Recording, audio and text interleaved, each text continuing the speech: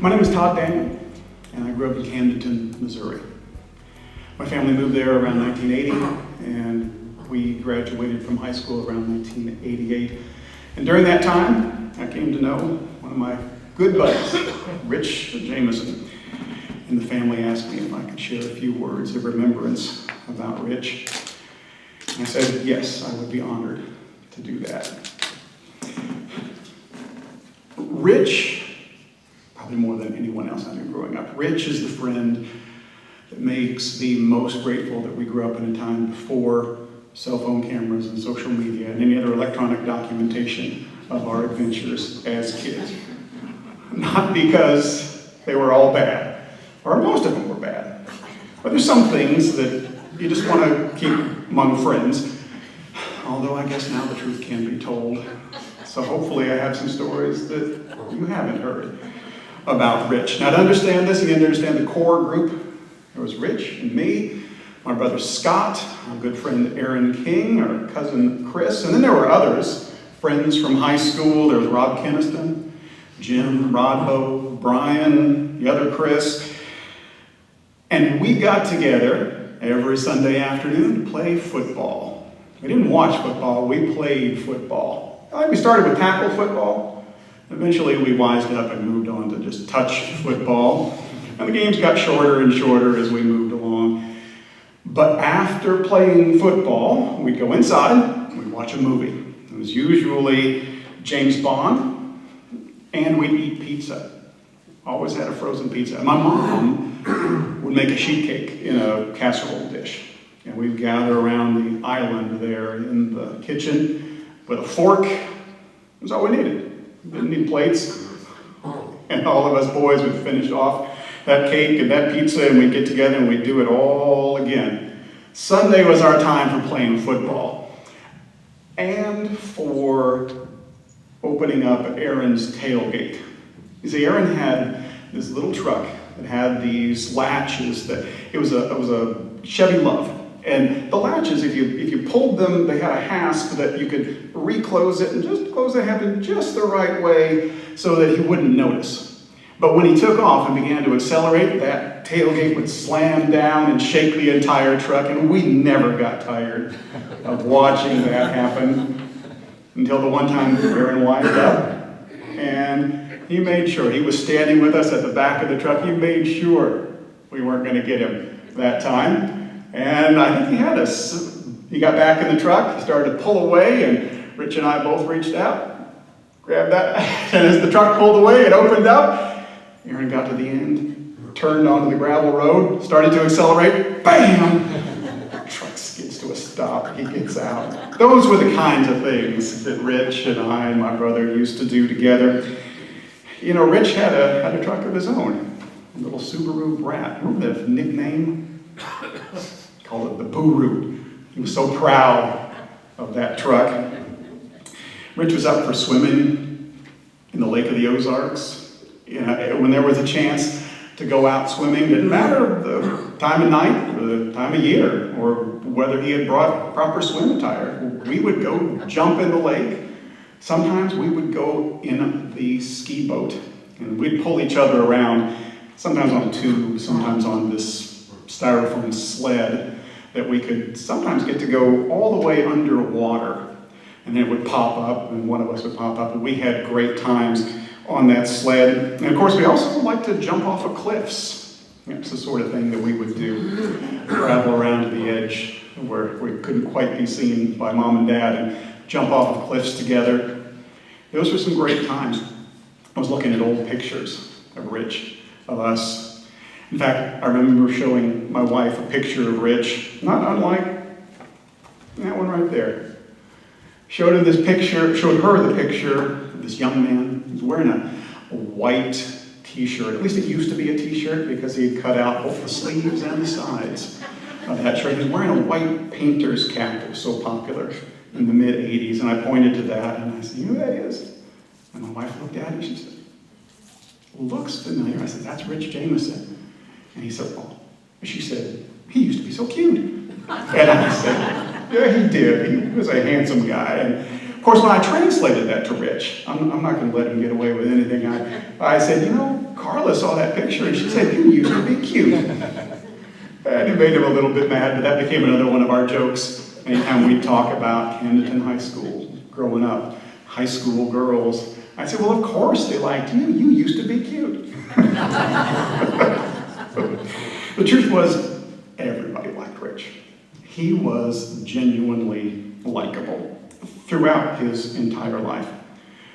And we got to know Rich so well because he practically lived at our house. And when he wasn't at our house, we were at his house. His grandparents, Dr. and Mrs. Holly, had this beautiful house, and everyone in town knew Rich's grandparents. Dr. Holly was physician to all of us. If you lived in Camdenton, Missouri, you probably went to Dr. Holly's clinic. He did all of our football physicals. Everybody knew Dr. Holly, and everybody loved Dr. Holly, especially Rich. Rich was so proud of his grandfather in a way that he maintained for his entire life. He would always tell stories about his grandfather, things that he did. Things like his grandfather had a 4x4 pickup truck with a snow blade on the front. And when it would snow in Camdenton, Missouri, the parking lot for the clinic was always cleared off. But I bet there are people in Camdenton to this day who don't know that when you went to church at First Baptist Church on a Sunday morning when it had snowed, and you were able to find a parking place because the parking lot had been cleared off, that was Dr. Holly. He didn't make a big deal about it, didn't always tell people, but he was out there making a difference. I looked up to Rich in a way, a little jealous of Rich, because he not only had a bedroom upstairs, he had a huge basement that we lived in. And we would turn off the lights and we'd play hide and seek in this basement. And Rich, he knew all the hiding places. It wasn't necessarily that he was hiding there, but he knew where you would hide. And if he knew where you were hiding, he was not going to let that opportunity get away from him. And he had cable TV, which meant he could record professional wrestling. And we could go to his house and stay in the basement, and we could watch all the wrestling greats from the 1980s, like Hulk Hogan and Andre the Giant, Ted DiBiase, and Jake the Snake Roberts. We would watch those. And Rich was the reason why I knew anything about WrestleMania. And I think he was the reason why his grandparents knew anything about WrestleMania, because I understood he ordered that pay-per-view, maybe with or without permission. He shared a locker with his buddy Jim in high school. Remember Jim? Remember Jim? Dog Tick. Dog Tick, that's who I mean. Jim also shared his love of wrestling, and Jim told me that all those pictures of the professional wrestlers that they had inside of their locker, that he lifted up some of those pictures. There was another layer of photographic evidence behind there, and he didn't tell me exactly what it was, but I think I could probably figure it out. You know, we were downstairs in the basement a lot, but Rich knew how to get upstairs too. I don't know if you knew this. There was a laundry chute. Rich was small and wiry, and he could climb into that laundry chute, make his way upstairs. And he'd come back down the stairs and unlock the door from the inside. We could get upstairs. He also knew how to open up that door next to the fireplace, the one you're supposed to put wood through.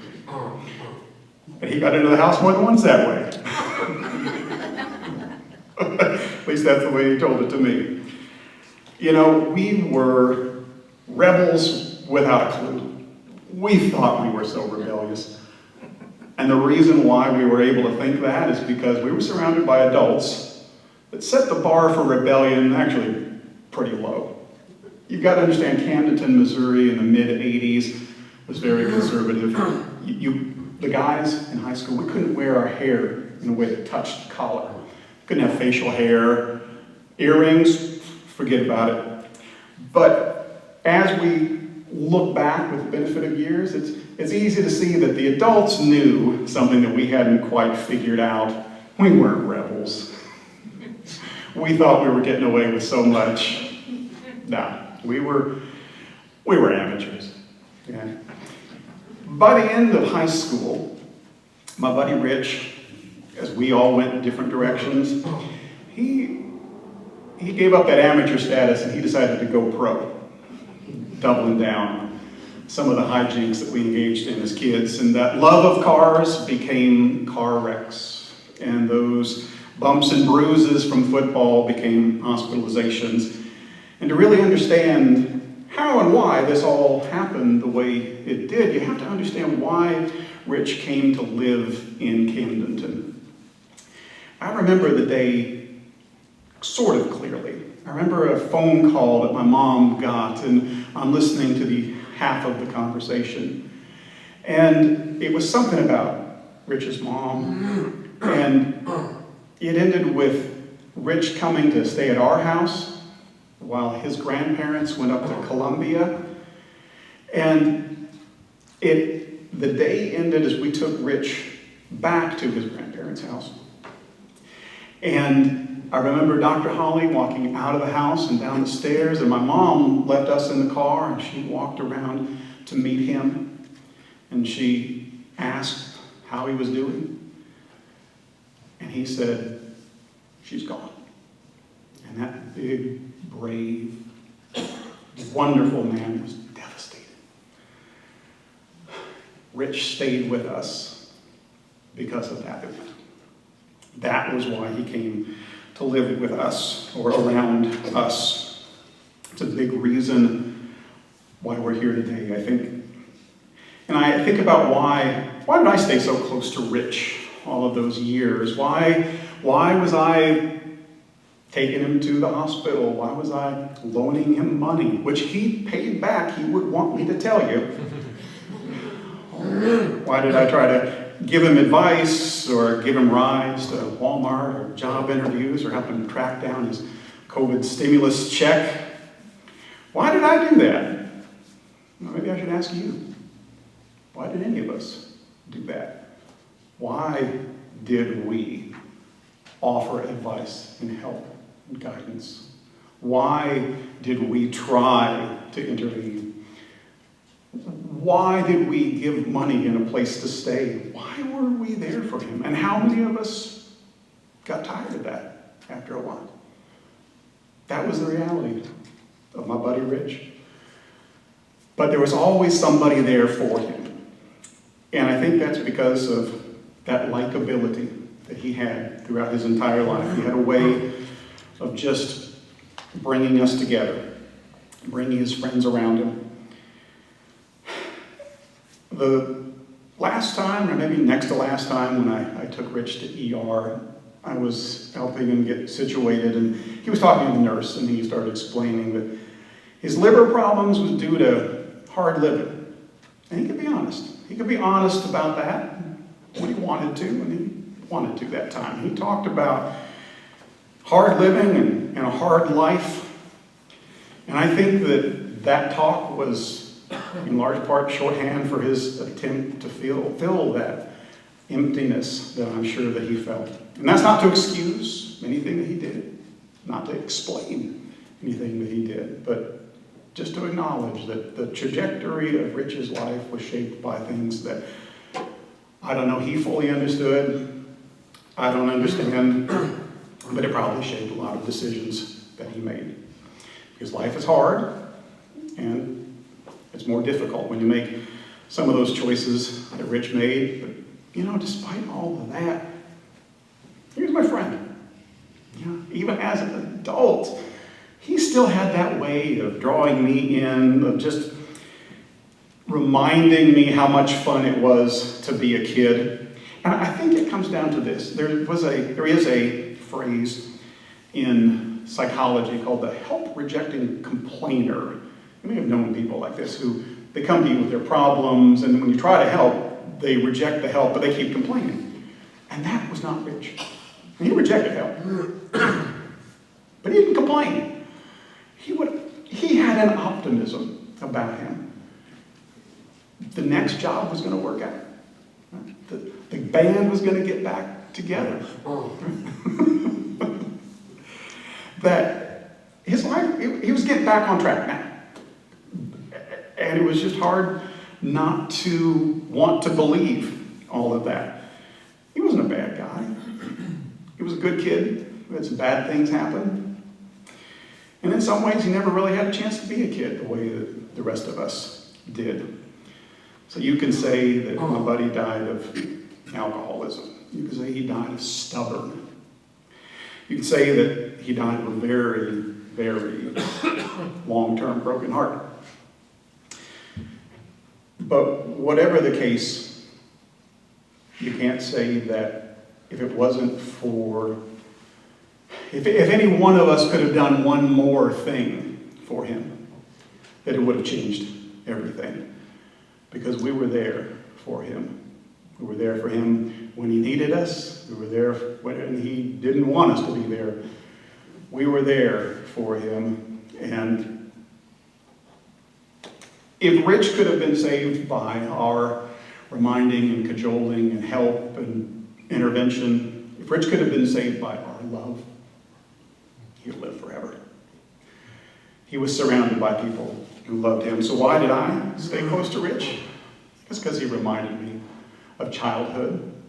He was that friend that when we were apart for a week or a month or years, that as soon as we got back together, it was like we never left. You know, a good friendship, like an outdoor cat. Cat comes around, you see the cat, you're happy to see the cat. Then the cat goes away.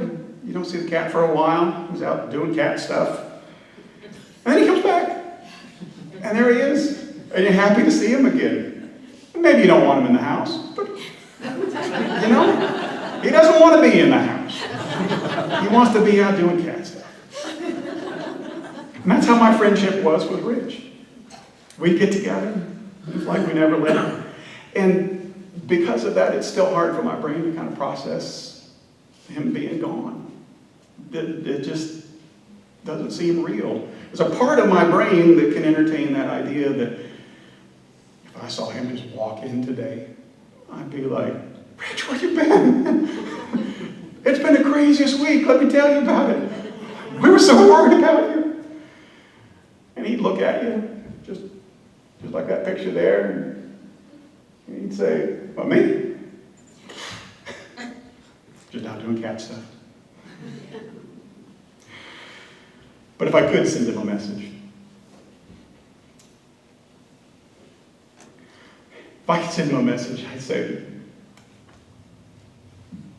buddy, I did it for you. I did it. I knew you as well as anybody, and I told him the story of your life. I told him the funny stuff, and I told the other stuff. And I didn't try to pull any punches because, you know, they wouldn't have believed me anyway. Because they knew you. Because you were our friend. You were a son. You were a nephew, a cousin, an adopted son, a grandson. We knew you, buddy. You were that kid in the neighborhood we all worry about and hope is going to be okay. And we all loved you in our very different ways. And I was honored to have been his friend. And I'd tell him that Elvis sang at your funeral too.